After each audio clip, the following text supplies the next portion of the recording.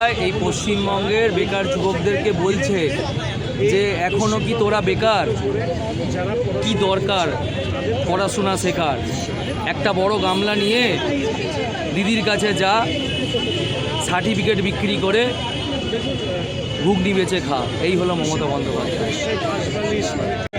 যেভাবে মানুষের সাথে প্রতারণা করেছে মাননীয়ার ভাইপো, তারা সারা রাজ্য জুড়ে এই যে চাকরির নাম করে যে পয়সাগুলো তোলাবাজি করেছে, সেই পয়সাগুলো নিজেদের সাম্রাজ্য করবে, আর এখানকার সাধারণ যে মানুষ, যুবক যুবতী, তারা রাস্তায় বসে ঘুগনি বিক্রি করবে।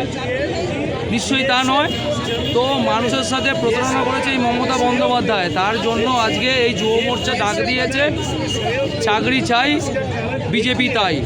হ্যাঁ, মমতা বন্দ্যোপাধ্যায় যুবক যুবতীদের সাথে প্রতিনিয়ত, আপনারা দেখেছেন কিছুদিন আগে খেলার ময়দানে মেসিকে আনা নিয়ে যেভাবে যুবক যুবতীদের কাছ থেকে পয়সা নিয়ে নিজেদের দলের লোকেরা যেভাবে ঘিরে রেখেছিল, প্রতিটা ক্ষেত্রেই দেখবেন ভাওতাবাজি নিয়ে মমতা বন্দ্যোপাধ্যায় একটা সিন্ডিকেট রাজত্ব চলছে।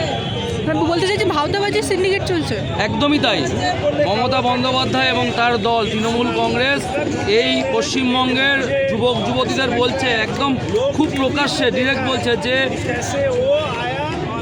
আপনারা ঘুগনি বিক্রি করুন, চমমুড়ি বিক্রি করুন, এবং যে চাকরি যারা হচ্ছে চাকরি পাওয়ার যোগ্য, তারা আজকে চাকরি পাচ্ছে না। তারা কি করছে, পয়সার মারফত দিয়ে যারা চাকরি পাওয়ার কথা নয় তাদেরকে চাকরি দিয়ে আজকে বেনিফিশিয়ারি করছে। এই হলো মমতা বন্দ্যোপাধ্যায়।